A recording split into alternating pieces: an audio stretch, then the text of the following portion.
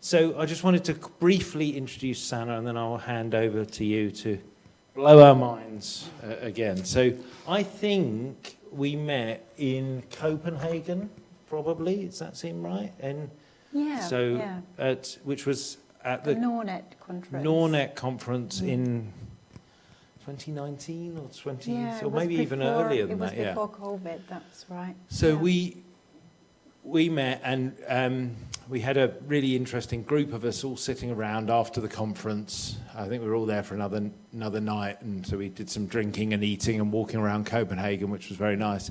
But we also had the opportunity to sit and think, like, well, how are we all going to keep these conversations going? So we created a reading group.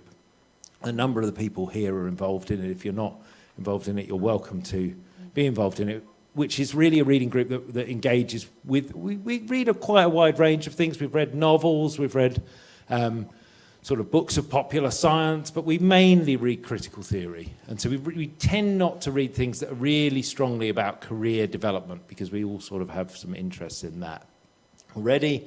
So we read all sorts of things. And so we've been engaging online off and on for the last, whatever that is, 7 years or something. And so, and it's been really, really interesting. We're working with a number of people through the reading group, and I'm often sitting there. I remember one particular night sitting in the office when it was kind of dark and cold, and Sanna and our colleague Anna from Poland and a number of other people were all talking, and I was just thinking, this is just such a privilege to sit here and listen to all of these people talking this incredibly clever stuff, and everyone apart from me is working in their second language or third language or whatever, and it was like, it sort of blows me away, really.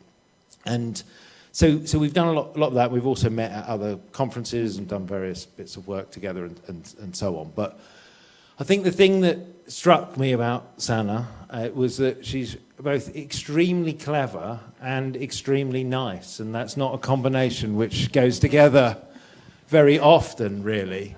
And as we heard, so some of us came to a seminar that she ran, or a workshop she ran yesterday, which looked at some of these things around post-human approaches, relational sociology, and lots of things that are really at the sort of bleeding edge of critical theory. And I would say, much as I love the career development field, that is not normally where we are. We're not normally in really kind of sophisticated theoretical ideas. I mean, we have a practical, very practical field, and that tends to draw people into, you know, more practical sorts of approaches. So I think when somebody comes through who's really thinking some really deep critical theory, linking us up to these sorts of ideas that many of which, like, I've not ever encountered until you've brought them to me, I think that's a real privilege, and it's a really distinctive voice within the field.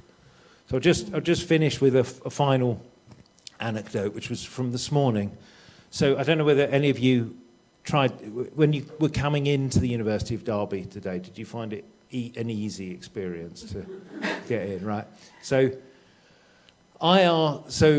we've got a turnstile, and then we've got gates and so on. I asked Sanna a question about Donna Haraway or something at the bottom of the steps.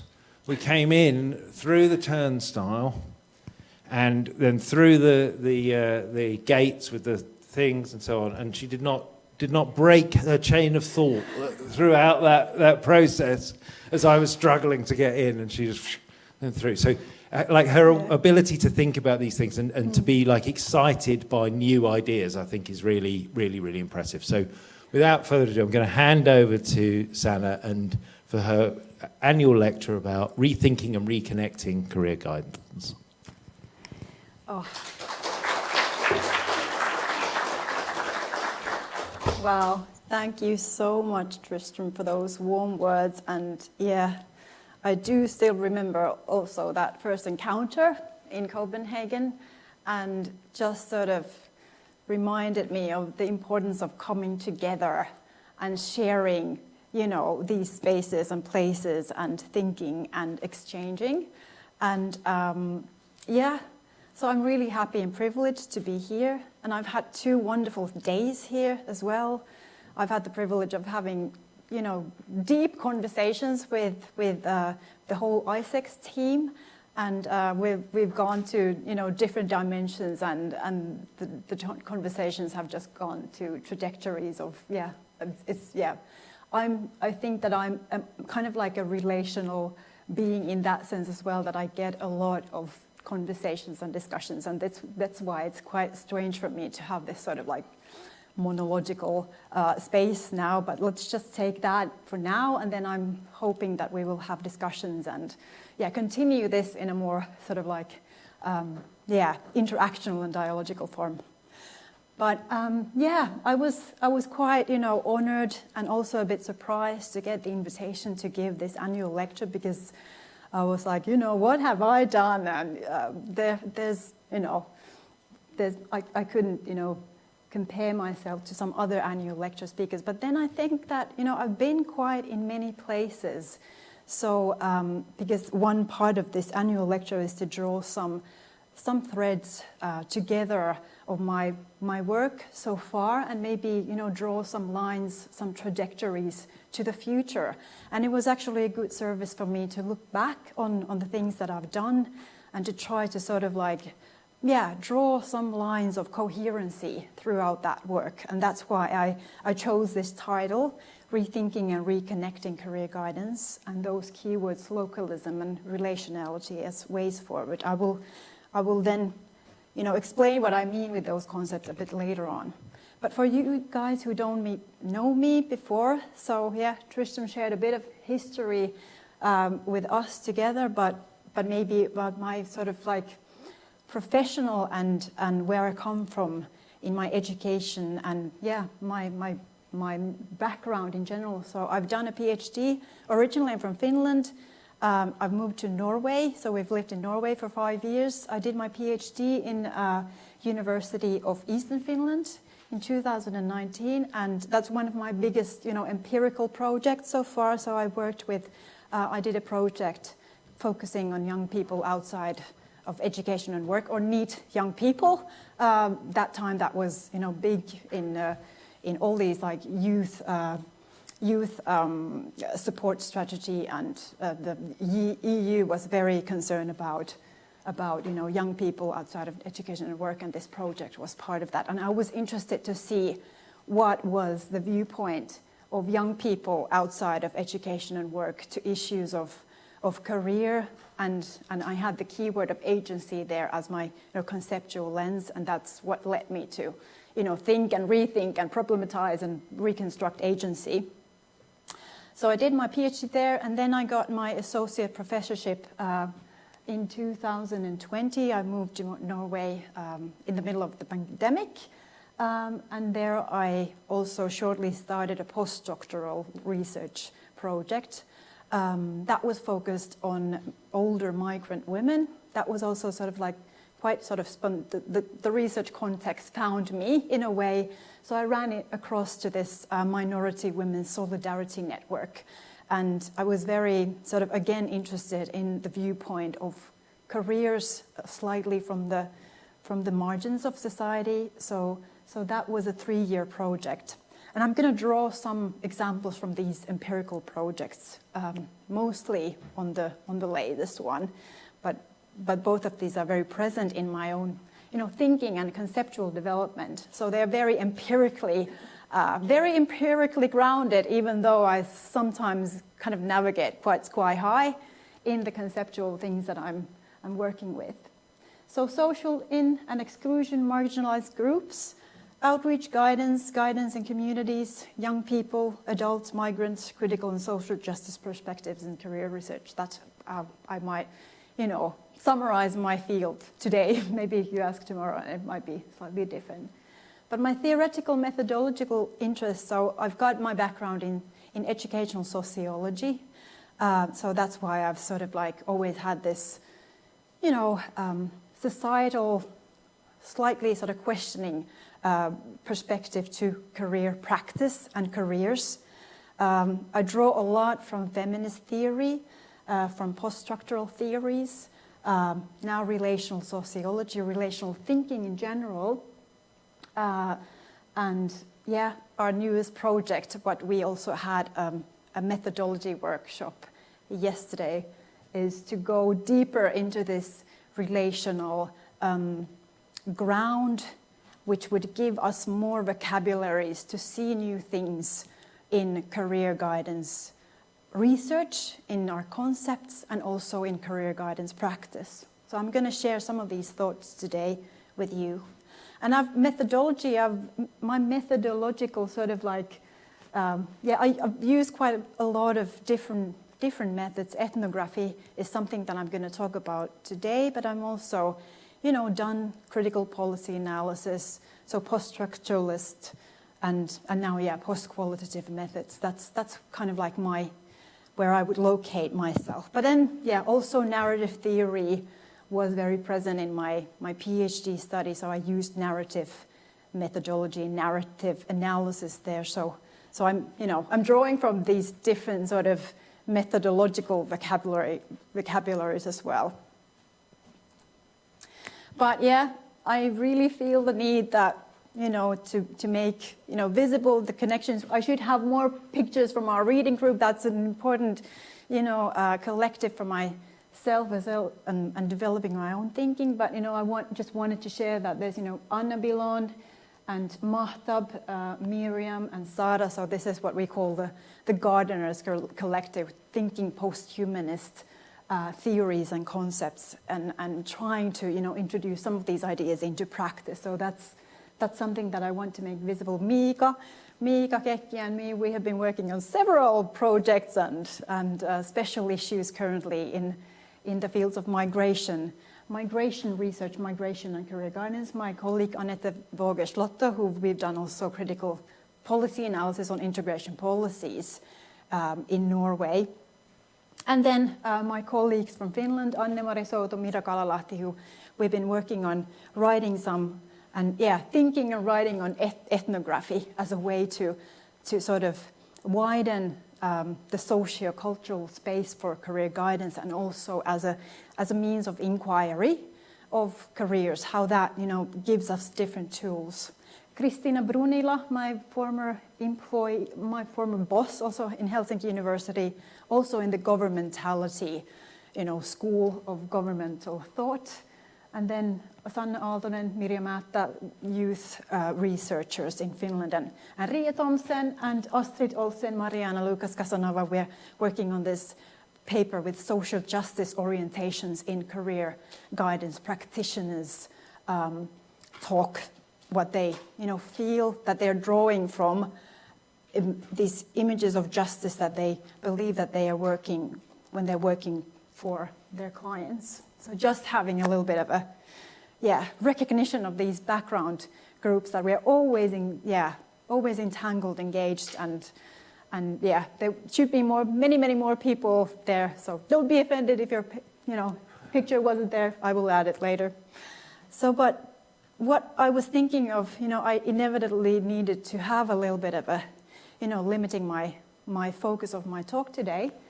So what I'm going to talk to you about today is tuning into, local and situated knowledges, what for me is maybe a way to promote what Miranda Fricker, among others, call epistemological justice. So how we actually need to sort of listen and sensitivize us to something which is local and situated, and to see the view of those who are in that context, in that place, in that situation. And then I'm going to go and talk about my long-term interest in deconstructing what I feel is a bit problematic notion of the bounded individual, which is found still in many of our career models, career theories. So it's sort of like an ontological construct that we constantly sort of like go back to, and I think there's ways to deconstruct and reconstruct that notion. And how can we do that in practice, in research, and in career guidance? And that is connected to the last part, which is, I'm gonna, try to introduce to you some of these ideas of relational thinking and the notion of relationality. What is that? What is that about? What are we talking about when we're talking about deeper relational thinking in theory? And then also, I'm trying to give some examples of thinking with this kind of relationality in practice. So that's what I'm going to do. But I want to share you a piece of my field notes. So this is the cafe. This is a meeting point, a space where this migrant women's solidarity network met and had a cafe. And they were giving, there was eight women at a time having their work experience. But then there were also, it was a social meeting place for women, migrant women, to come and have a cup of coffee. And I was there half a year, maybe a bit more. I was there going, in 3 days a week, 2 days a week, just, talking with these people, talking with the employees, and talking with the women there. And I talked around maybe 60 different people from, I think there was more than 40 nationalities. So it was a very diverse sort of environment. So I'm going to read something from that. I wrote field notes while I was there. So many participants talked about social isolation. And for one of the women I talked to, the most important wish was, I just want to get out of the house. These women don't have large social support networks, and life revolves around family. When they come to the cafe, in addition to a real job, they get a sense of belonging, recognition, and networks. So many of them would just like to have a job in order to get by economically, yes, but also to feel that they are needed and useful. That is something I hear many of the women have lacked before coming to the cafe. They have been a burden, in need of help. In the cafe, they experience that their skills are needed, that someone calls for them if they don't come, that they are just not deficits or recipients of welfare support, but they bring value to the community, and that people are interested in them and the things they can do. So I think that was one of the felt sort of expressed paradoxes, I would say.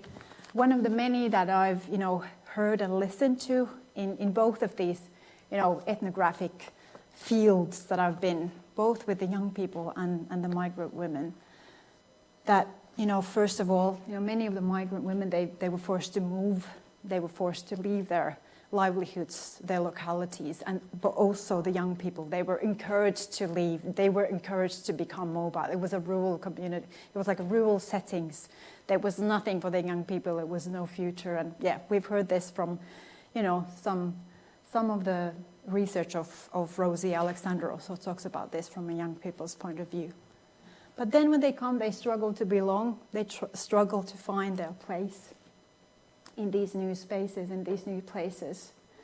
Many of the young and also the migrant women talked about, the digitalization, we're so connected. And some of them, didn't have the means to even be so digitally connected. But yet, some of them were also expressing how, despite of this hyper-connectedness, they felt so alone. Many were, as this field note example tells, they were pushed to the margins. They had a lot of things they wanted to give to the society, to the community, but nobody was, interested in seeing that and putting, recognizing what they had to give, what they could give. And especially now, this is coming also from the newest youth barometer in Finland, which is like they collect thousands of young people participate in this youth barometer, and how young people struggle to really find themselves in the future, in the sort of picture that is depicted when we came to this to the university building, there's something like, you know, the future is you. So that sort of like, you know, that narrative that is told, especially to the young people constantly, like you make the future. And then young people themselves say, you know, you, the generation now, you've been taken, you know, away. There's austerity politics. You've took away, you know, the jobs, you know, the economy is, you know, not supporting us, the welfare support. There's, you know, there's no libraries. Everything's, you know, going away. The means how we construct future and, you know, what's happening to the planet. So young people are really struggling to, you know, have a future vision inside. And then there's the constant, you know, paradox of that, you know, these societal problems, which, you know, are clearly an effect of things beyond the individual, are constantly being, you know, embodied in the solutions are offered to the self to solve.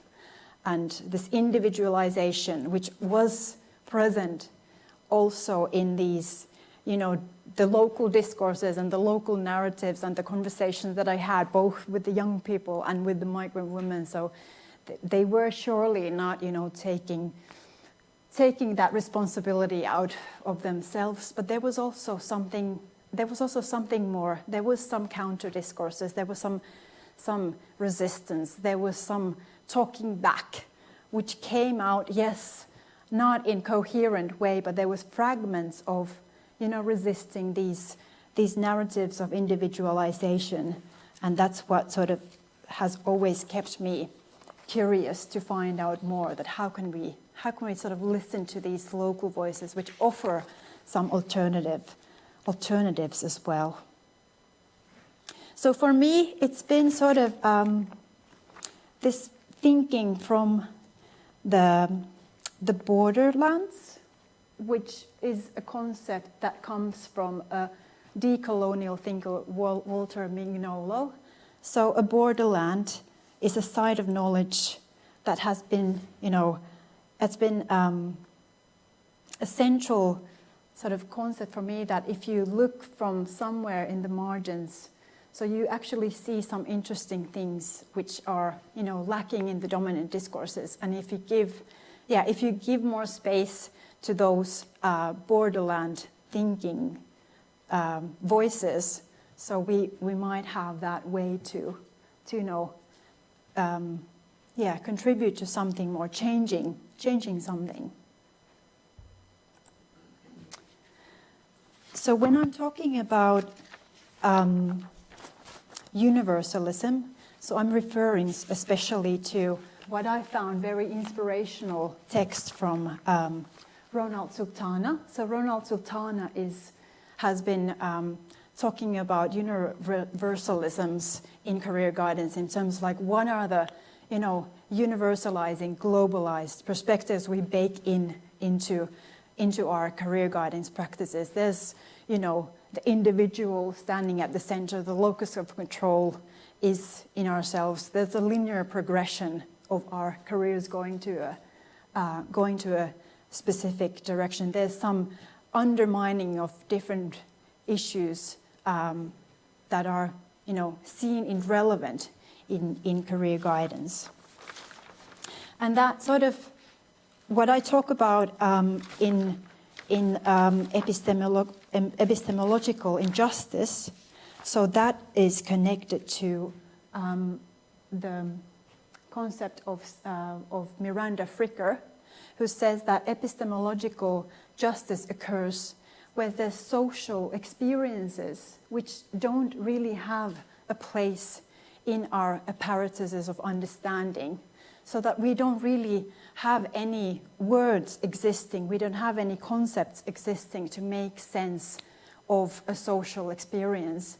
And what I've been trying to do with, for example, with the migrant women especially, so I've been trying to put a word for their social experience of career, which may fulfill some sort of means of hermeneutics. How can we build up a vocabulary to talk about, you know, what is career for these these women, and we had some interesting conversations with Hanna today about that. Gave me a lot about what might be, do we always need to think about development? Do we always need to think about, progression or learning or changing?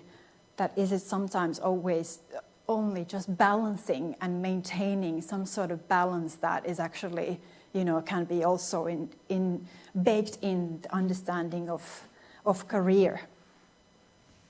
And as Marcelo Ribeiro and Global South authors also say, that these situated knowledges should be the starting point for socially just career guidance, exactly for that, giving that recognition to what they call these local epistemologies of intelligibility, that we really sort of try to make sense of things from the point of view of the people that we are working with. So, and what I also mentioned, that how should we then, go on about and listening to the localism. And that's where we go to maybe the ethnography as a way to sort of capture some of these situated local knowledges, that they don't necessarily come in sort of explicit, well-formulated oral way, that it might be some latent cues, latent undertones of meanings, and not, in a coherent way, but fragmented way, which nevertheless, point towards new constellations of meaning. And this is, of course, a matter of sitting with your data or hearing your interviews, sitting with your field notes and trying to trace something that's new, that's surprising. And how Donna Haraway says that we should really sort of neglect the idea of objectivity, in that sense that for feminist theory, objectivity is very much situated knowledges. So the knowledge comes always from a place. It comes always from a particular focus point, and that we need to be aware of that. What sort of situated knowledges are we reproducing? Whose knowledge is the one that our concepts and our frameworks or our practical models that we work with? What is that assumption that is underlining those? Is that, helping individuals to turn their skills or turn their aspirations or abilities into some, logic of economic market of competences and something useful for the labor market? Or is there some other circuit of value that we can also consider and be aware of those?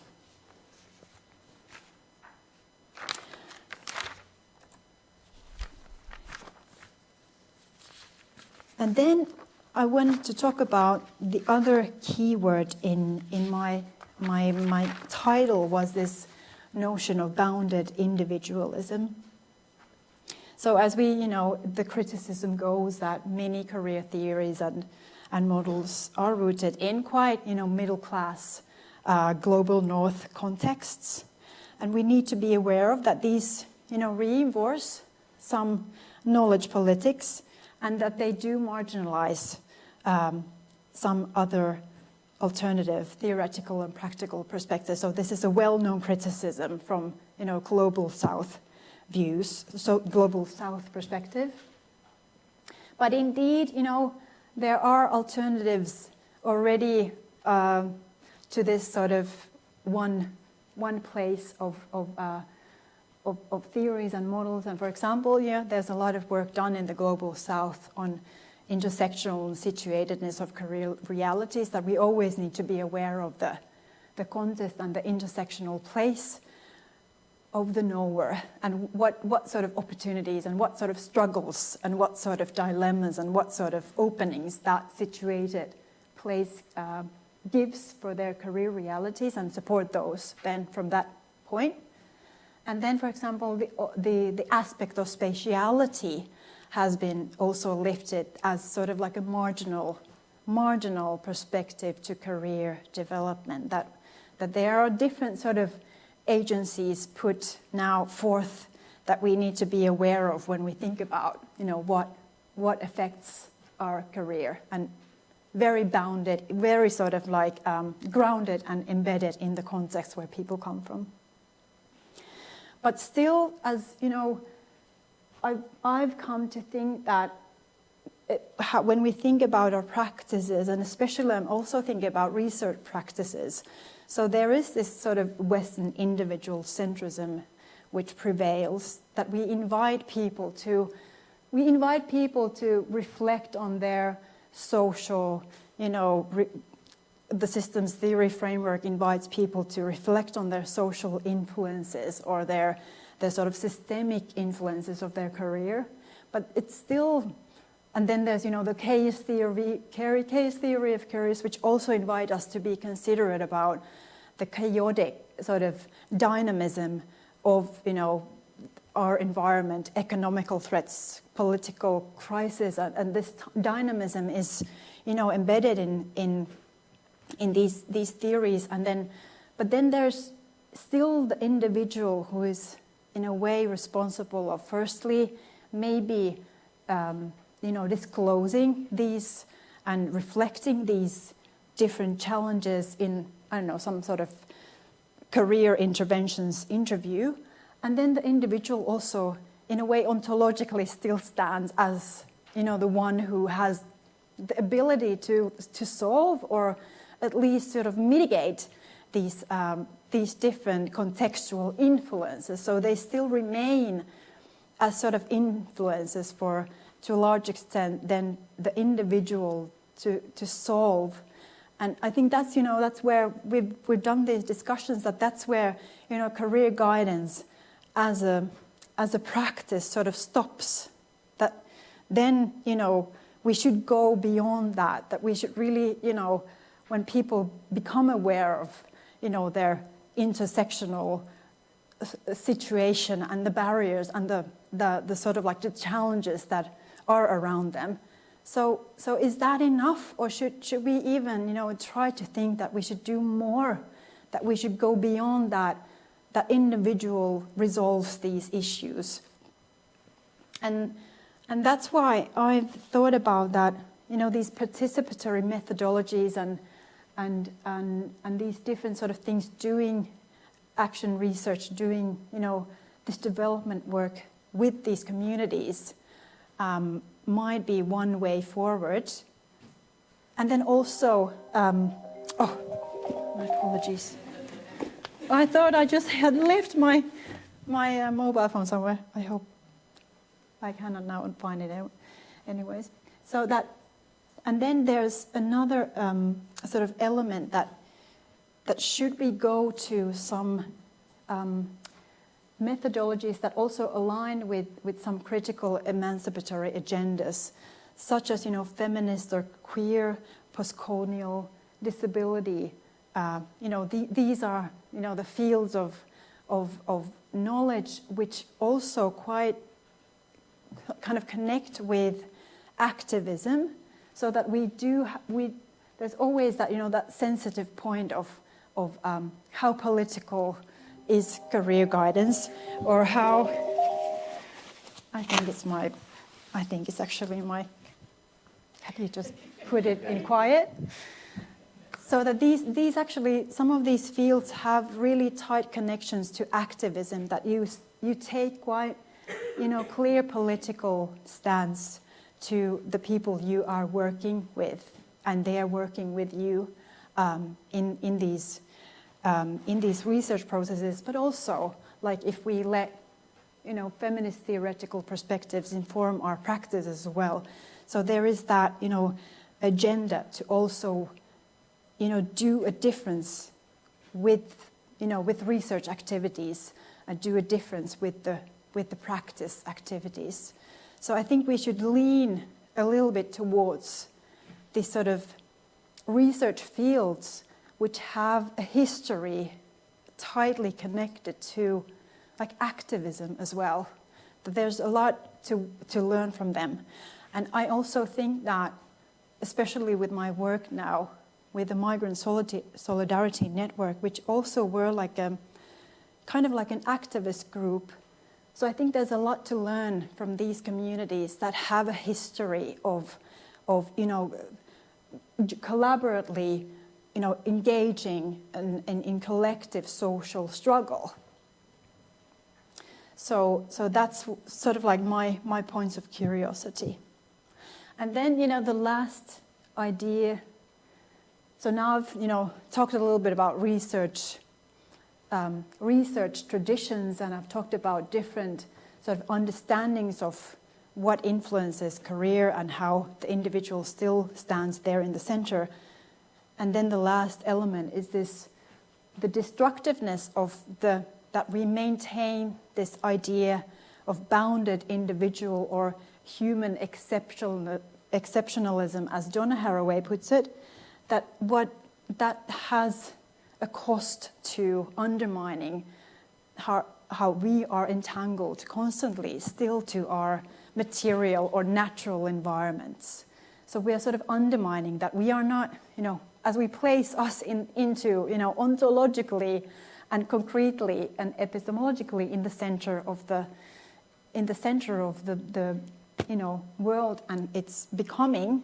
So we undermine the powers and the forces of nature, which we are witnessing now, that what's happening in the world, that we cannot really sort of go much longer thinking that we are, not dependent on our natural environment for us to be here. And embracing local and situated knowledges. So this is something that work has already been done, exploring guidance from the standpoint of the people in their everyday context. So, for example, RIA's work on guidance in communities is doing that, and critical psychology is doing that. So there's a lot of good things happening already. But what I've maybe through my my work and experiences in doing, and very much inspired by Ria Thompson's sort of perspective that the community has the power to decide where career guidance takes place and what are the contents of career guidance, what are the dilemmas, what are the actual sort of issues that are relevant to us and this community. So as I've tried to sort of like make sort of something, I've tried to sort of figure out what are the dilemmas, what are the issues that people really want support from, career practitioners or the members of their community. What are their guidance issues?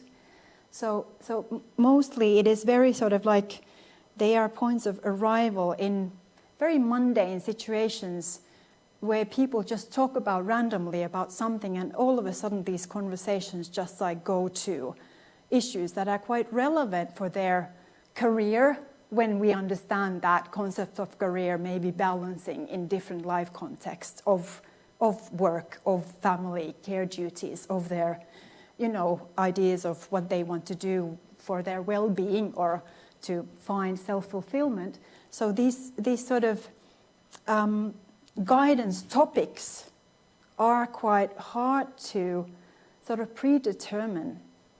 And I think that in career guidance practices, we operate in a lot of assumptions, and especially when career guidance is delivered in institutional settings, these topics, these goals are very predetermined. We're talking about, progression in your labor market career. We're talking about your self-development. Maybe these aren't relevant for the people that we want to, find a meaningful working alliance. And that's where we need new ways of actually finding out what is meaningful for them today, here, now, for their lives.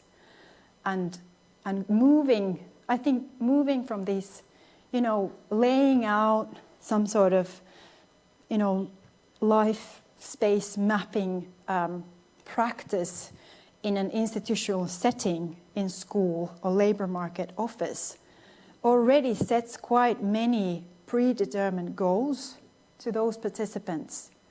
So that's why I've been curious to go to some sort of new spaces, new places where these all sort of encompassing meaningful guidance topics can just emerge out of the everyday life contexts of people. And me and Mira Kalalahti and Anne-Mari Soutosa, we've written about this, that how ethnography can give you some tools for that. And we've been talking about this, that we, instead of trying to organize some orderly career education activities or guidance settings in following a structured model, whatever that may be, what is supposed to give birth to some sort of free exploration of a person's life space. So what if instead of that, we just embrace the mess? What we are trying to say, that we just go to the messiness of everyday life contexts of people and hear and see what's there. Where are the moments of tension? Where do people get excited about? When do people get angry about something that is clearly meaningful for them in some ways? And there there's slightly different resources or skills that you need as a career guidance practitioner, as well as you need as a researcher.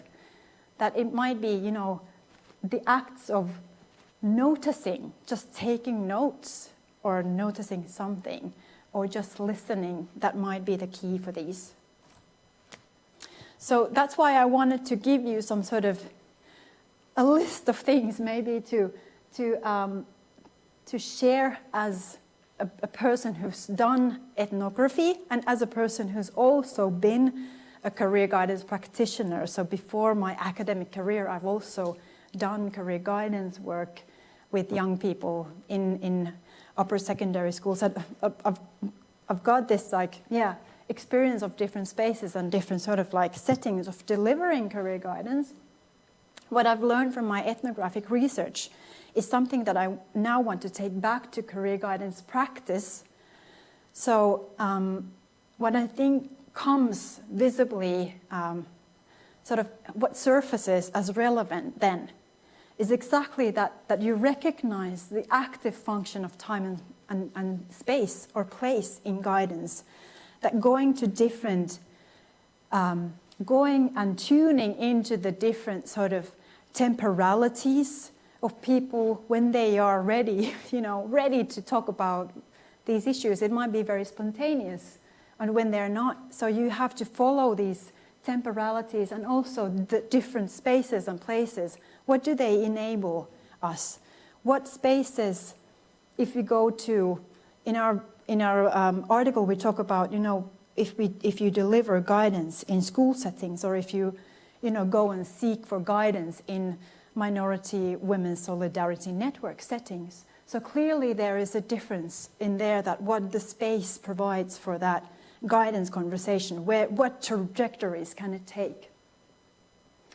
And it also entails this, what maybe is slightly, it's in contrast to that expert that we are, in our field we say that career counselors are, they facilitate a process, so they are not the expert. The client is the expert. But then in our many institutional settings, we're still, counselors are positioned as the better knowing experts on different issues.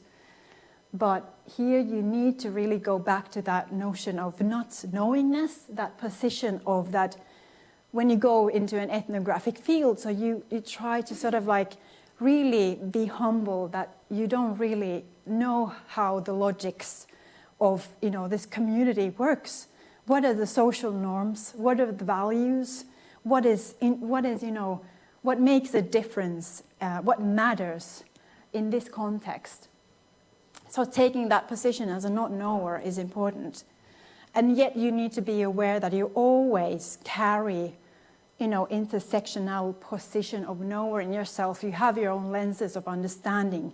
There's something that it's very hard for you to even see, notice, yet understand. And yeah, as I said, so moving away from these structured methods, that the guidance processes, might develop participant-initiated themes and paths.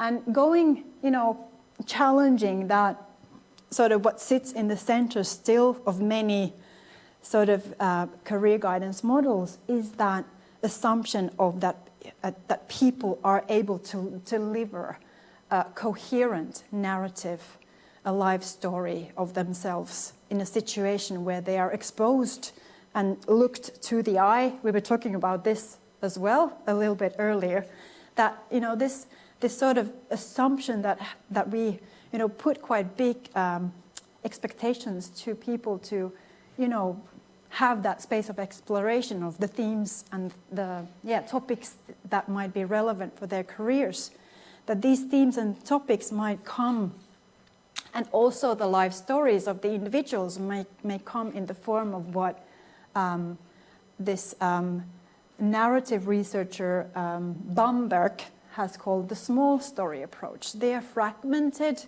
very sort of latent, everyday, spontaneous, sort of unexpected pieces of information of a person's life that they just, they give through the way they react to others' comments. Somebody gives them, a compliment, and then they, nick and in a way that they accept this compliment. Yes, this is me. So there's many ways of, collecting these pieces of information, and ethnography has given me at least that sort of eye, and even, noticing the contrast. I again had this, women that I was, meeting in mundane, everyday settings in the Minority Women's Solidarity Network cafe facilities, and we were having like good conversations as part of group discussions. And then when I met her, I wanted to have these audio recorded live historical interviews with these women, and then I met her in these settings, and she just totally shut down. It was she wasn't ready to play with me in that territory. And that just like sort of made me wonder again, like what are we already, what barriers are we already building when we assume that people are able to deliver, their information, their situated knowledges to us in the way that, the individual career guidance conversation interview, expects them to do. And then also this like, Anne-Mari Soto especially has talked about this, how to actually address some issues of these barriers people have according to their position, intersectional position in society. If they're struggling with experiences of discrimination, or if we're trying to tap into what questioning the normativities that we abide.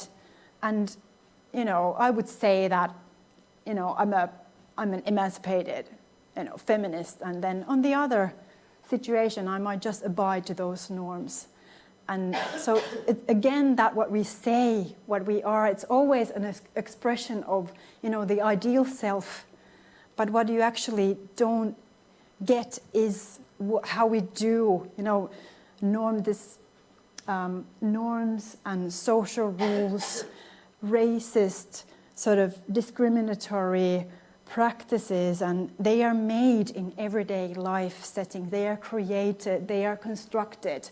So we had a student who, we have this course where they have to train for ethnographic, ethnographic field observations, or do a little bit participant observation, and she came back to me like, yeah, the difference was so big. Like I wanted to talk with my young students with a migrant background about their experiences of maybe being treated differently, and I haven't been able to find the way to address what's happening in how is this happening in their everyday lives. And then she said, like, when I did this observation in my school, I really saw how that was happening with tiny different things, where the students went, how they were placed, and what was happening. So these hard to disclose issues may become intelligible in mundane interaction. And then sometimes the sociological ear gets tired, as Lethbach says. So using also the privilege, sometimes career practitioners don't have that privilege of taking distance to what they've noticed, what they've heard, what they've taken into consideration, but that distance is really important for us if we want to connect the daily drama of people to a bigger societal drama, a bigger connection of relations, and find these how that everyday life interaction in school settings connects to how we reproduce gender norms in schools, for example. So you need that privilege of distance always going, as the ethnographer goes mostly symbolically nowadays into the field and then away from the field. So you need that going to the local and then going to the broader contextual movement to make visible some of these social patterns. But of course, I recognize that it's not a privilege that career practitioners always have, but that possibility is there. And what is that rethinking of career that I've now talked a little bit about? So this is Isabel's quotation, who was the founder of the Minority Women's Solidarity Network in Norway. She's she's also politically very active, and she is very good to put things into words. So many of the women that I introduced, they didn't have good Norwegian skills. Well, neither did I at that point, but I think she is talking from a more privileged place than, for example, a lot of the participants in that solidarity networks, sort of the cafe and the activities that they organize. But I'm seeing her as sort of like a representative of that, group of people that they had there. So that's why I've, taken her quotation. So we talked about, what is career with these women, and career wasn't an explicit, word that they self-used, so they didn't really, connect to that. But I really wanted to challenge this perspective, and then I tried to, give my, explanation that what we in our field in our field of career guidance, and what Tristram and Rhea and Ronald has done a lot of work, is to expand the notion of career to, being more than just, the upward ladder and individual progression. It's about life. It's about, different contexts and balancing them. And this is what she then, came up with. That for her, career was that it's the fact that you have joy in life and manage your life. You balance life. If you are unemployed, if you are retired, whether you go on social welfare, on various active labor market programs, but that I can actually manage the life I have with the health I have to, and to be able to live, master life, and have joy in life, and have a sense of belonging to a place where you can come and be there 3 days a week, 2 days a week, an hour a day. We don't ask for anything more. And indeed, career wasn't anything about upward progression or climbing any career ladder. And yeah, the first comment that I got was that these women do not have a career. But even though, I think this all explains that, that social experience of career that the women had, that it was, this balancing between different aspects of life, and that they actually had a lot of things going on their career, yet they were still, not recognized even as having a career, even from the, because, we still operate in this quite instrumentalistic and quite narrow idea of career, but to sort of like, I really would want us to start talking about, the likes of the members of the Solidarity Network that they do have, they're so busy with their careers, and it's a matter of, finding that balance, and that busyness comes from managing, to a large extent, some health problems or problems of social kind due to, dirty and difficult and dangerous work tasks that they've been given in low skills work that has gradually taken their health,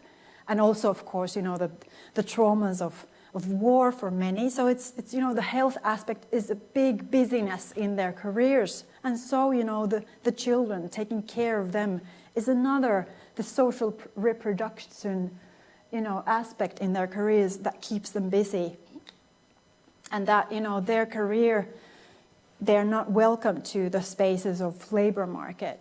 But we really do need to recognize that there's broader aspects to career, and that, they do need that recognition. And there, the key words here are also the sense of belonging and belonging to a place. And I think it also brings forth this interesting, prominent, direction that we have in career research on exactly this spatiality and sense of belonging. And I just wanted to, mention that we are working on a research project that we are now sort of developing to see how these migrant-initiated community-based activities offer some social spaces that provide context for migrants, sort of spatial relational career development, so that we're looking at both aspects of and we're drawing, Rosie Alexander's framework of spatial relational career development, where you go to spaces where you, feel that you belong, and then you also that is, combined with your vocational identity processes or career identity processes, that you become also in these places. So belonging provides also a critical lens to aspects of especially migrants' career development. And lastly, so this is now going to the sort of last part of this lecture towards relational thinking. And so I wanted to sort of like just give you, I'm not going to give you a big lecture on post-humanist understandings, but what stands in, like, most importantly, is that we gradually start to replace this bounded human self with a figure of relational being, and that, what we already talked how, these spaces, these communities offer some interesting relations for people to, expand their careers, and that's already, binding people and individuals into social relations and into relations to places, into relation to spaces, and in relation to, these discourses, these narratives that are circulated in our politics of career guidance, and in our concepts and in our methods of career guidance. So there's all these elements which have, discourses, spaces, social relations. They all have these different agencies that really sort of affect how we, go on and develop as, as beings. So it actually sort of tries to point that we are always radically independent, interdependent of the things, the people, and what, for example, Donna Haraway and Karen Barat says, that this natural, cultural, or discursive material relations that we are part of. So we need to sort of like start recognizing that, and there's a good example of that. There's, in biology, they talk about, instead of the biological human being as, an entity in itself, we should start talking about the holobeyond, which is a combination of the different bacteria, fungi, and viruses that actually our body is only offering a scaffolding.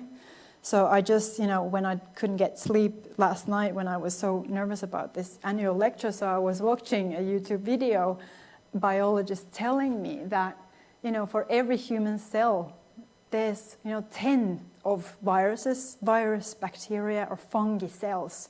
So it's not even, we are the minority in our bodies.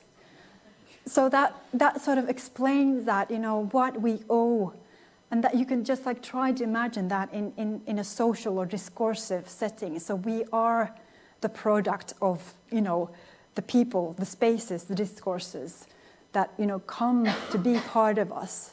So that's like the essence of relational thinking, that you disperse and you decentralize the individual into the myriad of relations, myriad of different organisms, collectives, that they are constantly bounded or binded with, and that there isn't, that we cannot talk about, we have to get, beyond this talk of subjects, because we are what, Barrett and Haraway says, that we are phenomena. We are only part of a bigger phenomena. So as, I cannot separate my left hand from my body, or my right hand. We are part of the same sort of, the same way we cannot separate individuals from the bigger entanglements they are part of. And meaning and matter is also seen as entangled.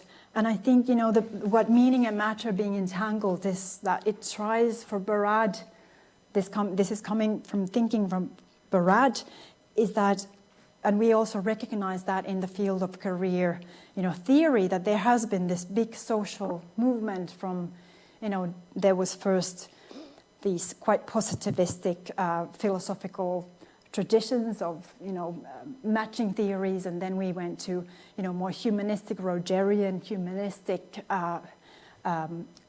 standpoint. And then there's this social constructivism, that sort of everything, and what everything is in, socially constructed.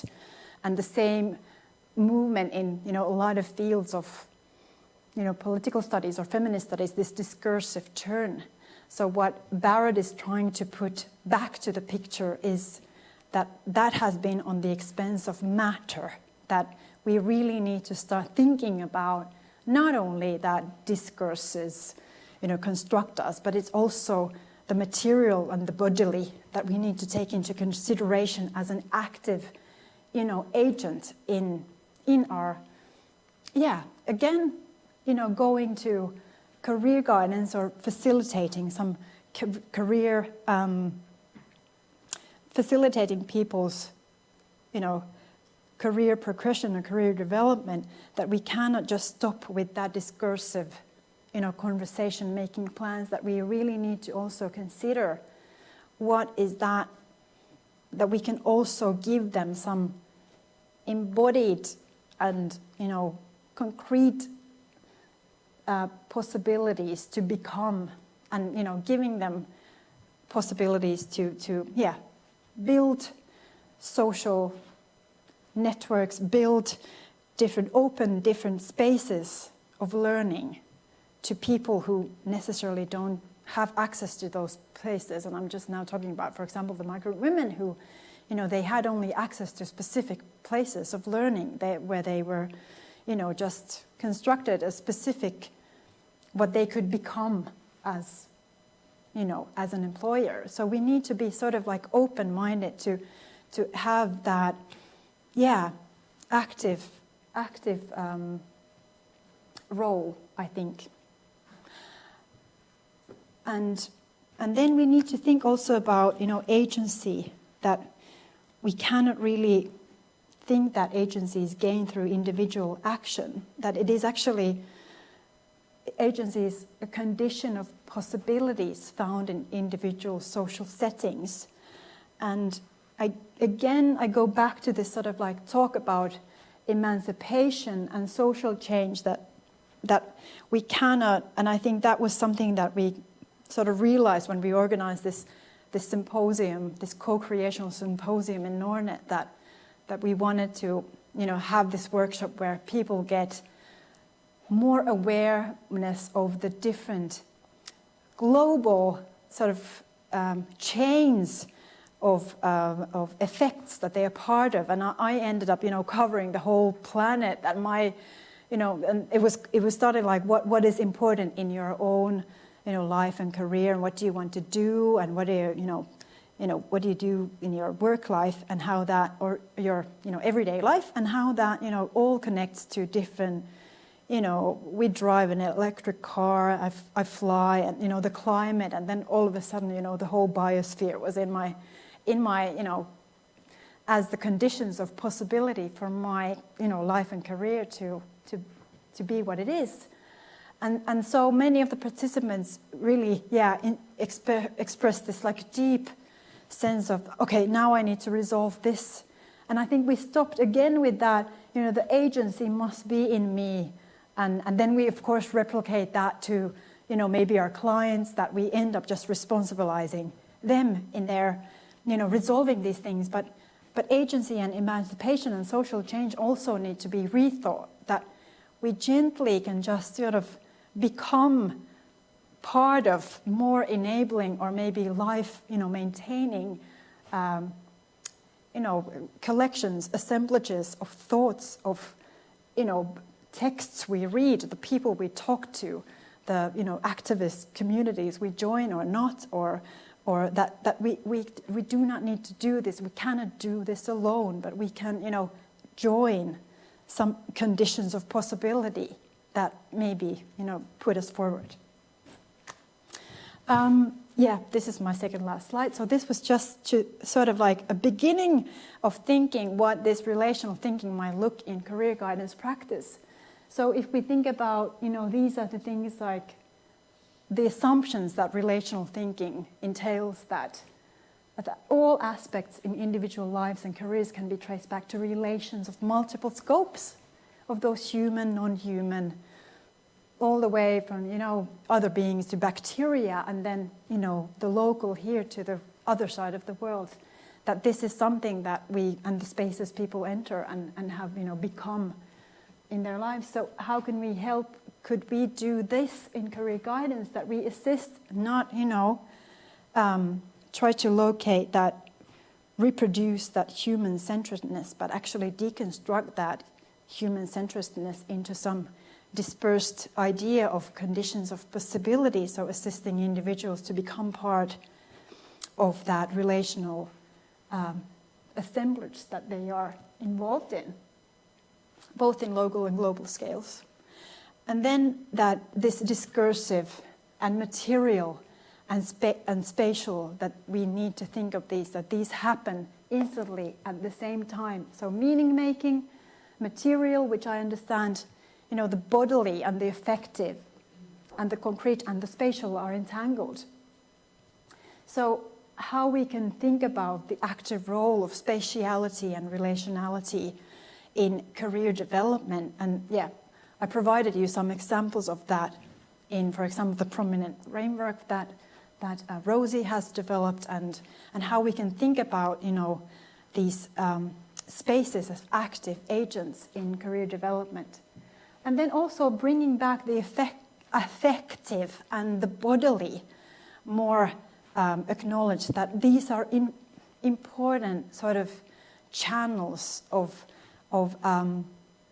important channels to be acknowledged. Like, we need to start asking more questions about that affective and bodily register what people feel in their bodies, and how do, how does it feel is maybe something that we need to start asking more.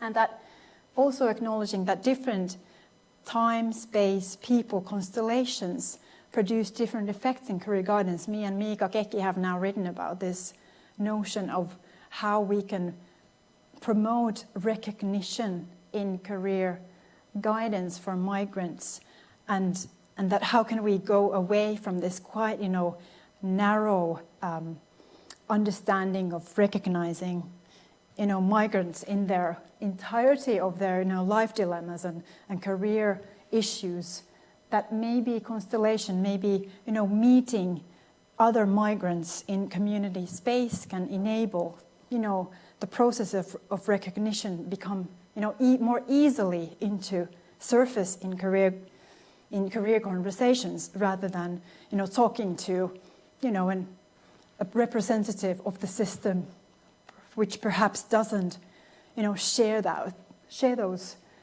starting points of the migrants themselves. So there's a lot of things that we can discuss and reflect, that what different constellations of people and their backgrounds, if they represent a similar sort of cultural, historical, if they share some similar stories, so might be they already be more readily to give that sort of recognition, and there might be something already important in place.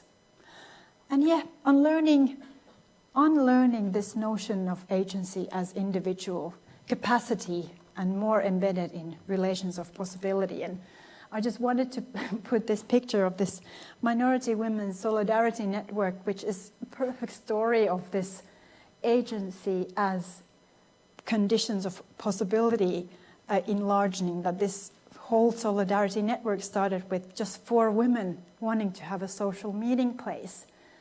And out of, different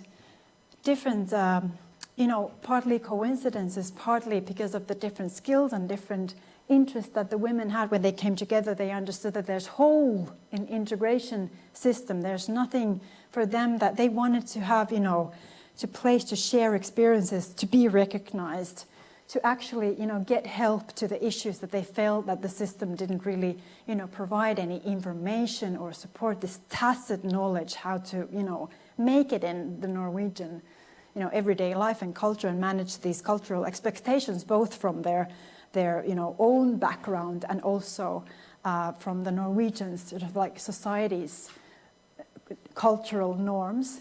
So that they ended up, working, and they ended up, building alliance with, me, who's trying to, make their story more, visible. But also this was a play that they then ended up performing, a theater performance in the local theater. They allied with a dramaturg, or like a person who write theater plays, and she listened to their stories, and then she made up this play. And this theater piece was performed to 5-6 times in the local theater, and there was like hundreds of people who saw the play, and they were like changing. Not only, they were having that immediate social support, but they were like changing the narrative, how they were taking back the story, how, migrant women are depicted and to a large extent problematized and seen from a very, mono, sort of like, very analogical way, and making that story more vibrant. So I think these are the ways that the conditions of possibility and how you, really, how you use your agency is, building these relations that perhaps make an effect in the world. I'm just going to hop over that so we have time for some discussions. So what I wanted, maybe to build some sort of summary of this, what I've now talked, is that, we need to start reconnecting careers to the world.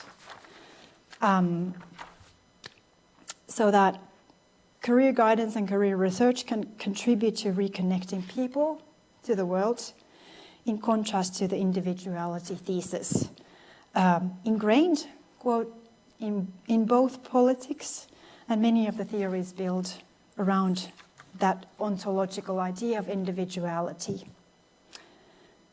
Acknowledging relationality in people's careers may feel like taking their agency away, but it might be the beginning of a more powerful agency, one where we understand that the conditions of our possibilities to make a difference in the world are enabled by much larger collectives we are part of, beyond the individual. Being part of these collectives also brings more responsibility for practitioners and researchers. What kind of world do we want to be bringing into being? When we urge our clients to, develop themselves, promote, autonomy, competition over things like care, reciprocity. So we're shaping that world. And then what I just hopped over is the part that where I was wanting to touch that building concepts and building our analytical apparatuses, which the workshop yesterday was about. So that's quite big part of this work. And this is why I believe that introducing these kind of frameworks that highlight the relational, embeddedness of us as beings, it's a prominent way forward. And I think we still have quite big work to bringing these into the field's vocabulary, but I'm determined to continue that work.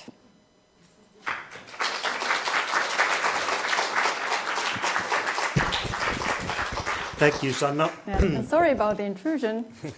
Probably my husband asking how am I doing. No, it was your mum. I think. Oh yeah, my mom asking how am I doing. Yes. Yeah. I think after this, yeah, she called a couple of times, yeah. You will soon have a chance to ask questions and make comments, but just while you're gathering your thoughts, I thought I'll give you some reflections, hopefully not to disturb your thought gathering, but rather to maybe inspire you. To start with, yes, thank you, Sanna. I can't help thinking now of anything else but that I'm a minority in my own body, so thanks for that, sharing that thought. I think it will haunt me a bit forward. You did raise a lot of important and relevant points, and there's a lot that we could reflect upon or further continue. But I just thought that I'll say a few words that you made me think. Thanks for inviting us to see the career guidance, but I think also the world in a new way, through different lenses, and maybe also challenging us in doing that. I think that's how I interpreted your talk. And also making us probably think that how do we bring the paradoxes of our life or of this world into career guidance and the world of career guidance. By talking about the local and situated knowledges, the role and the place of the individual, of the bounded individual. I think there's a lot of discussion and research on that, but it made me also think that the career practitioners are also bounded individuals, and maybe we should also think of them, not always of the counselee or the client, but what does it mean for the practitioners that they are also bounded in the same situation. And I think all this sort of made me to think of the new responsibilities and made me to rethink that what does it mean to do research or to do practice in this field. So sort of mind-blowing, apart from the bacteria part, but also other things. And I was really intrigued by the how you stress the importance of borderlands, both the abstract and then the concrete borderlands, and what does it mean for us, and how we could expand and revisit also the things that we think that we know, but we might not actually know, or things that might be invisible, or how can we address the universal truths in career guidance, both in the theory and in the practice, that are sort of silencing these, maybe the things raising or coming from the borderlands. But yeah, there was a lot of things that you at least stirred my mind with. So let's hear if there are more comments or questions from any of the audience. Tristan will be running with the microphone to you, so please wait till he gets to you. If you can just raise your hand and if you have any questions or comments for Sanna. Who is the bold and brave ones to start? Corinne, yes, and then Louise.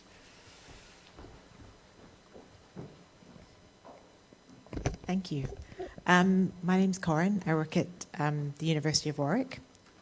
Thank you, Sanna. It was really interesting. Lots of things landed differently for me. So I'm going to talk about one of the things that I felt like landed with me, and I'm trying to keep all the other things as well. But so you talked a bit about having this concept of career as being quite broad, and I feel like probably a lot of us in the room, that's kind of how we feel. And I've seen it in students when I've been teaching, when they suddenly go, oh my gosh, career is this big, and now I can't stop seeing it everywhere. And that feeling is kind of, I think, quite wonderful. I really enjoy that. And that does make me sensitive to spontaneous opportunities for guidance, which I feel like you've given me like a license to tell my family I'm just being ethnographic in my approach when they say, stop being a career guidance practitioner, Mom. And I recognize that happened in my practice as well, when there were opportunities that I could see. And I could also hear that I can now tell them, they can tell me I should be using distance as a resource, so go away. But it made me think, the times when I was a career guidance practitioner, I was often a representative of the system. I was in a room, in a designated space and time, or I was in a lecture, or we were doing a particular activity. And I really would like to understand a little bit more about what you think that might look like differently. So I was going to ask you, if you think about when you were a career guidance practitioner, and if you were visiting yourself in the past, what might you want it to look like? Like, practically speaking, what kind of things might change? Is that okay? Yeah, and I've actually sort of like revisited that practitioner history, what I had, and I think I was already then aware, and I would say also now that just playing around with what the spaces you use. And what are the constellations of people? Are you working with groups? So you can go, I went out with some of my students, and we just had a walk and talk.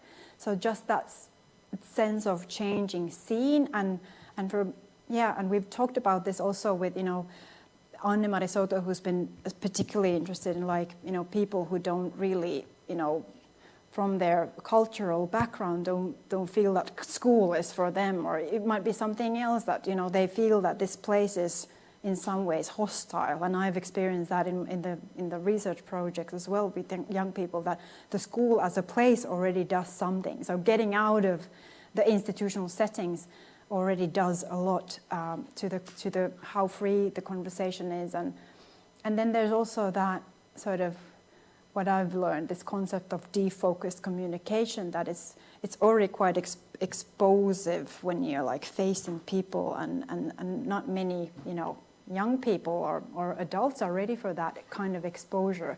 So that also going to have a walk and having some things from the environment that you can be jointly talking about. So that's and then also to use more sort of like group settings, and to be more assertive that career guidance happens also. You can be that ethnographer in classrooms. You can try to facilitate something that people talk freely about, issues that are important for them. So facilitating more like free group discussions could be a way of making that room for different interaction. And then we were doing that when I was working in school. So I noticed that a lot of people who didn't really want to visit me in my office settings did came when we had this, there was like a break in the, between the hours, between the classes, and we had this desk, aside the canteen. And we were just standing, it was like a pop-up stand-up desk. And all of a sudden, really different young people came and talked to me there. So just, trying to embed yourself into the social spaces, working a little bit like a youth worker in school, or social worker, that they sort of go and talk to young people in the canteen or in different spaces of the school setting. So just going concretely out, that would be also something that I would concretely, think that would be a way of doing, playing with the idea of space and with the constellations of people who get to involve. And there is also, of course, this ethical issue that how much you can sort of like take something that you overhear into the conversation. But if, that might be if you have a good trusting relationship with your students, we usually quite often have, so then you have to evaluate, like, how can you, trespass that can you name something that you've heard or not? So using that in, that ethical consideration there, I think it's, important to acknowledge. Yeah? Okay. Louise. Thank you. I'm Louise, and I just want to say thank you, first of all, because the ISEG's annual lecture means something different to probably everybody sitting in this room. And you've given us so much to kind of unpick and think about. There's something for everybody there. And I just wanted to, reflect on what I'm taking away and maybe ask you a question. So I tend to work mostly with students and graduates taking their early steps into their careers. And it's all about progression and learning and development. And I was really interested when you talked about sort of the conflict of maybe just balancing and maintaining. And it's really made me reflect on the language that we use, and it is always about progression, when actually the world that we're living in right now, just to survive, just to balance, just to be, is actually feels like a success for many people. Yeah. So I was thinking about what happens in that space in between, where you've got the balancing and maintaining on one side, and then you've got the progression and development on the other. And it feels like quite a lot of friction in the middle. Yeah. So I was wondering whether you've kind of come across any examples of perhaps careers guidance and practitioners who are recognising the world that we live in right now and using your language, reconnecting with the world, to say that, we always talk about progression, but actually our reality may be something different, and success may look different in the world that we're in right now. So I wondered if you'd seen any examples of where that might be happening.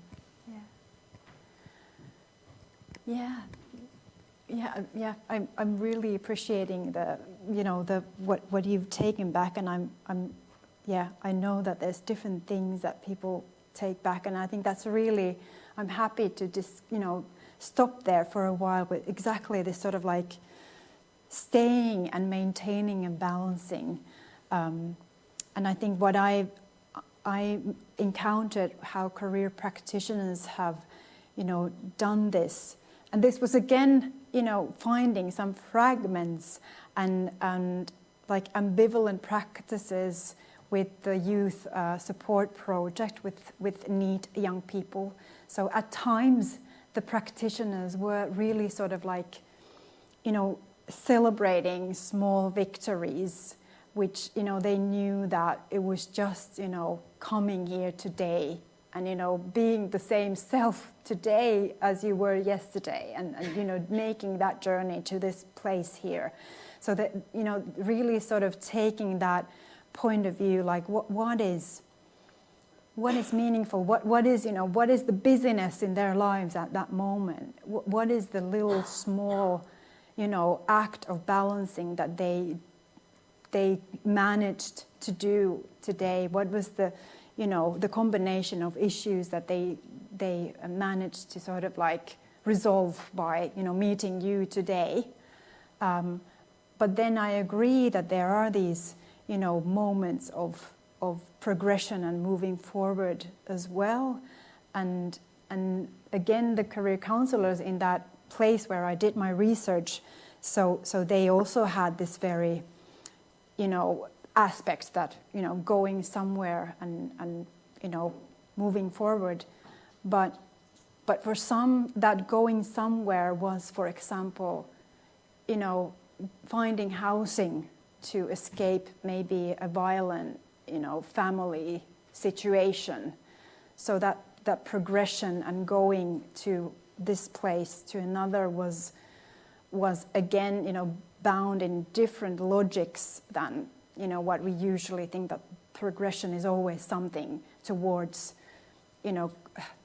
recognized in the society, but the progression can be something which is on the premises of that individual's.